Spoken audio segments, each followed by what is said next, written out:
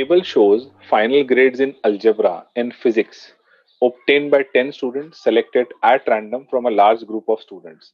Find two regression equations. इस बार कह दिया दोनों इक्वेशन बनाओ, y on x भी बना दो, x on y भी बना दो. और आगे क्या बोल रहा है? If a student receives a grade of 75 in algebra, algebra मतलब x, what is his expected grade in physics? मतलब जब x की वैल्यू 75 है तो y की वैल्यू क्या होगी? अब बोलोगे सर लिखा तो है 82, वो तो रिकॉर्ड है.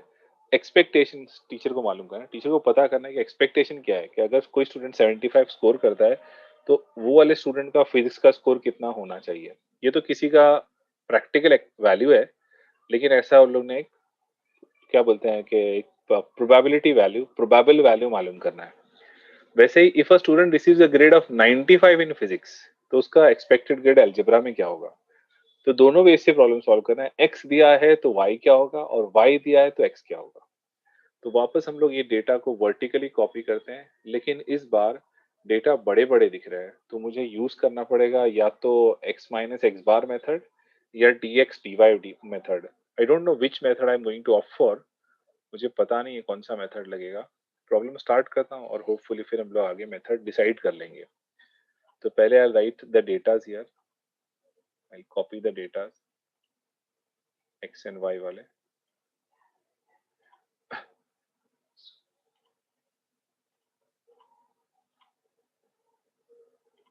ओके, अलजेब्रा x लिख लेते हैं, फिजिक्स y, और आगे कॉलम में भी पता नहीं, मैं पहले डेटा फिल करता हूँ. 75, 80, 93, 65, 87, 71, 98, 98 के बाद 68, आफ्टर 68 84, और फिर 84 के बाद 77, और एक और बना लेता हूँ for total, for writing total. Okay, so please copy the data.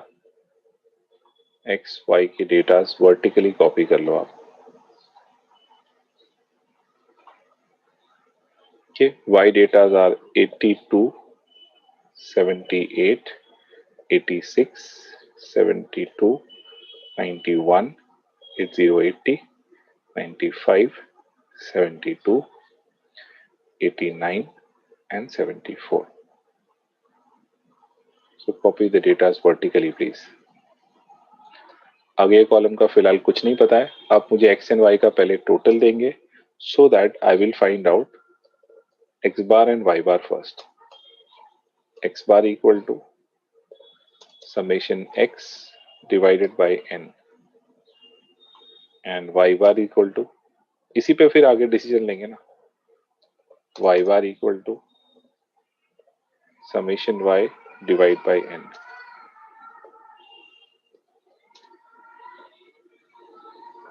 So I need first x का टोटल एंड फिर y का टोटल.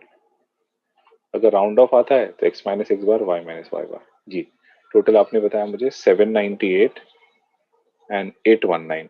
Okay, thank you. तो 798 डिवाइड बाय, ये लोग 10 डेटाज है, इससे पढ़ना है. देखिए प्रॉब्लम हो गई, 79.8 आ रहा है, डेसिमल आ रहा है तो अज्यूम कर लेते 79.8 को राउंड कर लेते 80. दूसरा 81.9, that is 819 divide by 10 is 81.9. इसको भी राउंड ऑफ कर लेते हैं एज 82.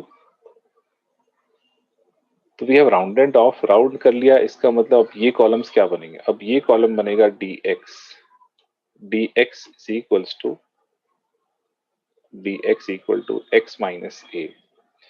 नेक्स्ट कॉलम बन जाएगा dy, dy equal to y minus b. उसके बाद का कॉलम होता है dx का square. After that the column is dy का स्क्वायर, और लास्ट कॉलम होता है dx into dy. So these have to be filled. हम पहला डेटा देखिए 80 से सब्ट्रैक्ट करना है, हर x के डेटा को 80 से. 75 minus 80 minus 5, 80 minus 80 0, 93 minus 80 13, 65 minus 80 minus 15, 87 minus 80, 71 minus 80, 98 minus 80, 68 minus 80, minus 12, 84 minus 80, 77 minus 80. तो ये पहले तो x dx dx हो गया. dy करता हूँ सब्ट्रैक्टिंग विद 82. पहले ये सब डेटा फिल के बाद में टोटल करेंगे. -4, 82 से सब्ट्रैक्ट करना है. 82 से 9 हो जाएगा. -2, 95 से करते हैं तो 13 हो जाएगा. -10, 7 हो जाएगा और -8. स्क्वायर्स भी कर लेता हूँ. 25, 0, 169, 225, 49, 81, 324, 144, 16 एंड 9. dy का स्क्वायर सॉल्व करते हैं तो 0, 16, 16, 100, 81, 4, 169, 100, 49 and 64.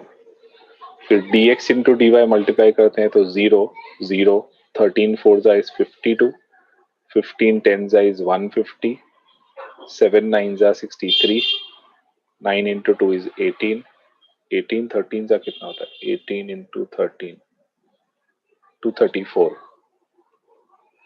12 10 is 120, 4 7s are 28, 3 8s are 24. Now please help me with the totals.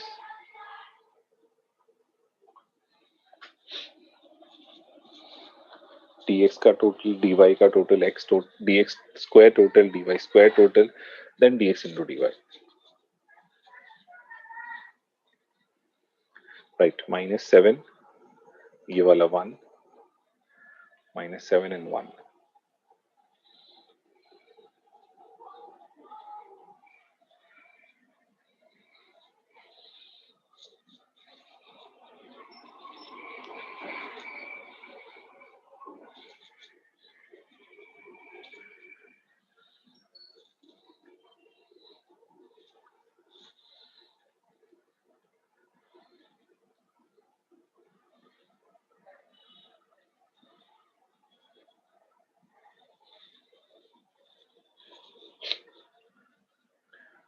1042. Okay.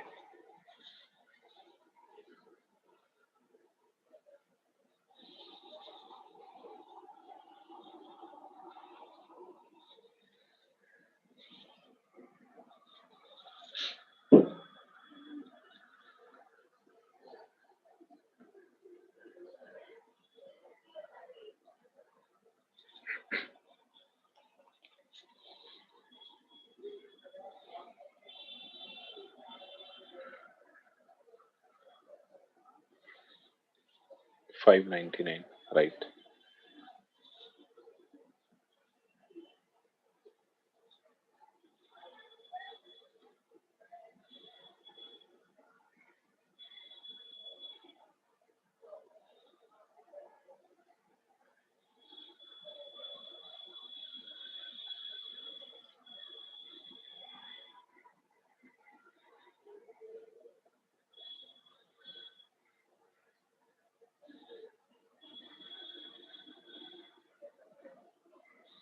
Yeah, 689.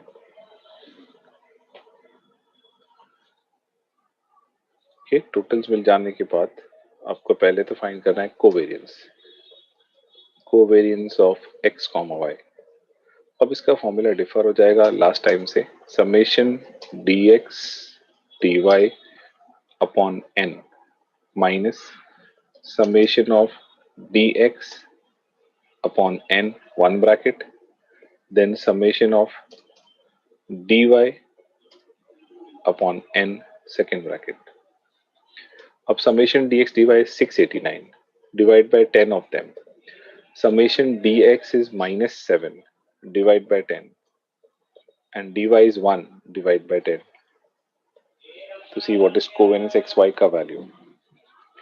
In the meantime, मैं सबके formulas लिख लेता हूँ. Sigma. Sigma x का formula is square root of, inside the bracket, summation dx का square upon n minus summation of dx upon n the whole square, जो बन जाएगा square root of summation dx square is 1042 divided by 10. Summation dx का value minus 7 upon 10 and this is a whole square. Right, the first answer is at 68.83. Similarly, sigma y बनता है sigma y x की जगह y replace करेंगे तो sigma y का formula हो जाएगा sigma y summation dy square minus summation dy upon n the whole square equal to square root of summation dy square is 599 upon 10 हो जाएगा and 1 upon 10 the whole square. Yeah, 10.1838. Then you have to find bxy, which is covariance xy upon sigma y का square. Similarly, we have byx, which is also covariance xy, लेकिन denominator में difference है sigma x का square. Okay, 7.7388.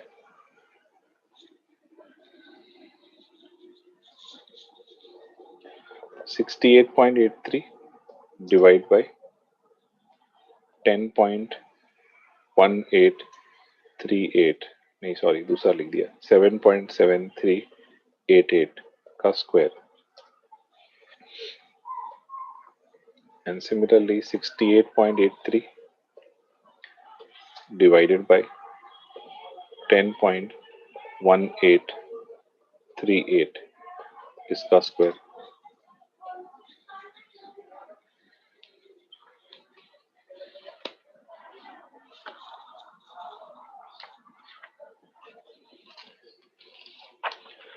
Calculation ही calculation है बस.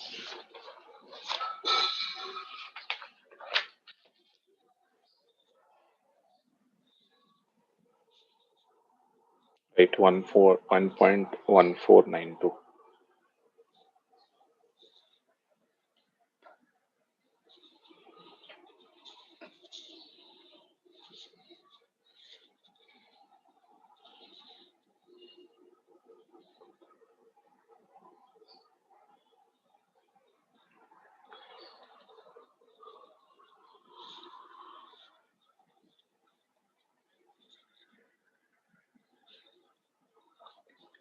Zero point six six three six. 0.6636. Sir इसमें doubt हो रहा है 0.6636.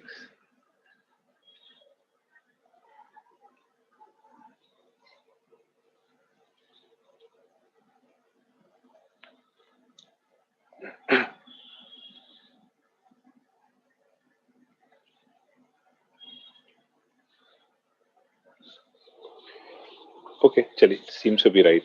आगे बढ़ते हैं. इसके बाद मालूम करेंगे इक्वेशन ऑफ, कोई भी स्टार्ट करते हैं, y on x. y on x का equation y minus y bar equal to b y x into x minus x bar y minus y bar equal to byx into x minus x bar. अब y minus y bar, what was the y bar value? You have to take actual y bar, assumption वाला नहीं. assumption वाला काम खत्म हो गया अभी.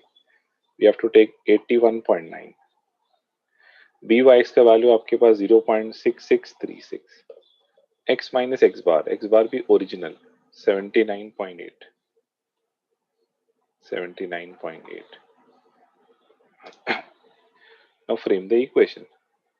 Equation बनेगा y is equals to 0.6636 x minus 0.6636 into 79.8 plus 81.9. So tell me what does the equation become?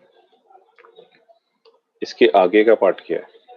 The remainder part minus 0.6636 into 79.8 plus 81.9.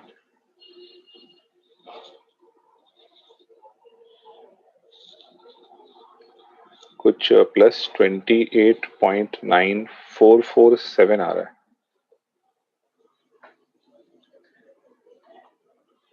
ये हमारा इक्वेशन y on x बन गया.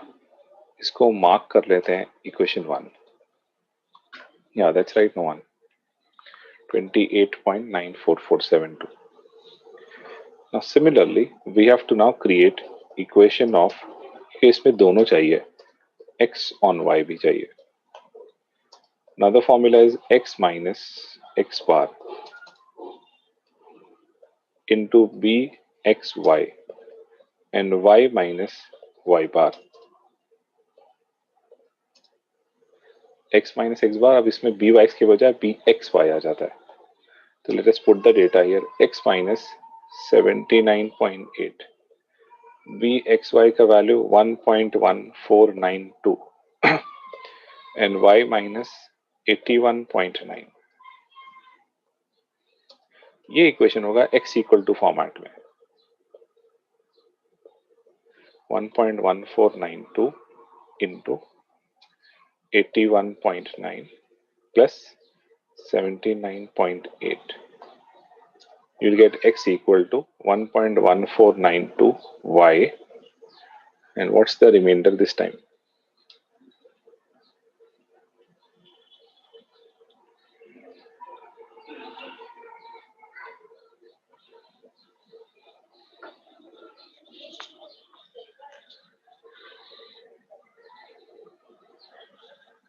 We have to take with the sign, जो भी sign के साथ आ रहा है answer.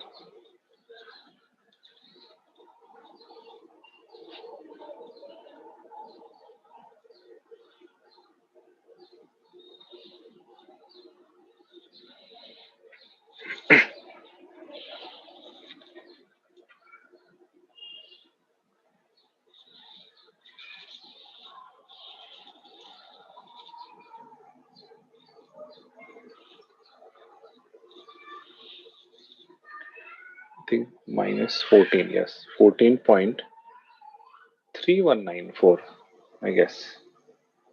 Please confirm this. Minus 1.1492 into 81.9 plus 79.8. I'm getting minus 14.3194.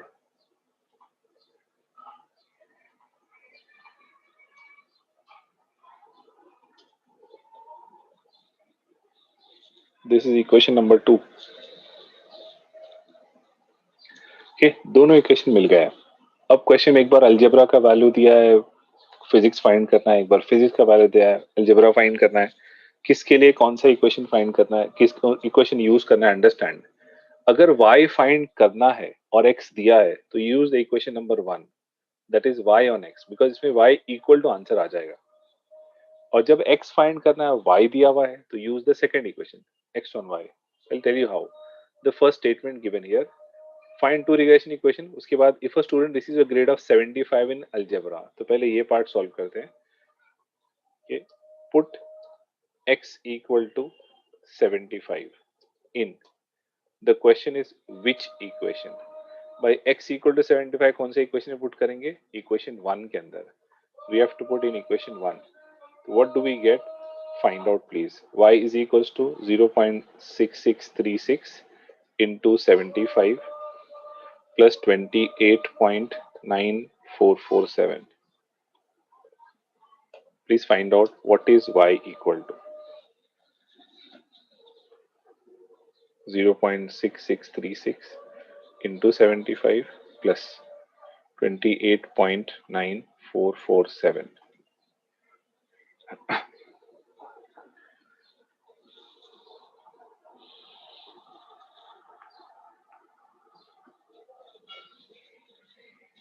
75 या 78.7147, उसको राउंड ऑफ करके दीजिए। राउंड ऑफ के लिए साइन ये यूज करते हैं 79। तो we write here if a student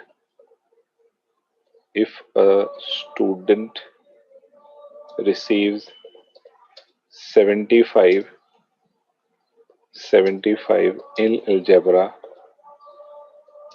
the expected grade in physics must be 79. The expected grade in physics must be 79. ये हम लोग ने फाइंड कर लिया। उसी तरह से अब उल्टा करना है। उसने दूसरा दिया है, if a student receives 95 in physics, what is the expected grade in algebra? तब वो y का वैल्यू दे रहा है 95। We have to put y equal to 95। But अब इक्वेशन चेंज करना है, बिकॉज आपको जब x फाइंड करना है तो x1y इक्वेशन यूज करना है। इक्वेशन नंबर 2, तो x equal to 1.1492 into 95 and minus 14.3194. So what is x equal to become?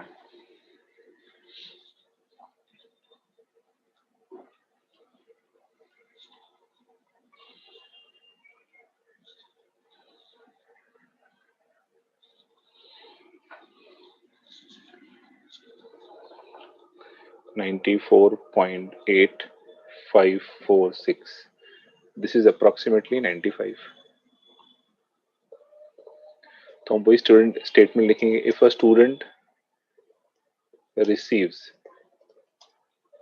95 in physics,